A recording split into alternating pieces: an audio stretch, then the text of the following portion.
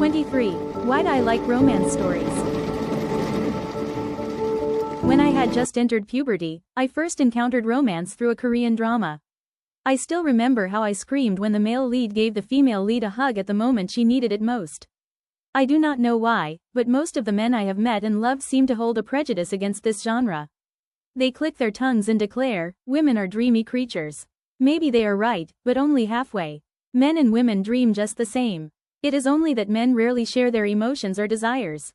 In truth, films or novels often build the male lead as an idealized figure, a perfect image in the eyes of many girls.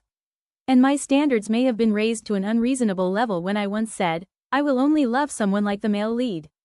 Of course, that was youthful foolishness. Perhaps that is why the men I dated disliked romance stories. I do not know, and I have never asked. But one thing I do know is that when people are in love, no one is truly clear-headed enough to see how flawed the other person is. All we do is indulge in the illusion that this person has truly stepped out of a novel.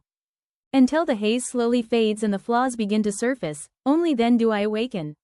At that point, I blame the other person for changing. But in truth, they never changed.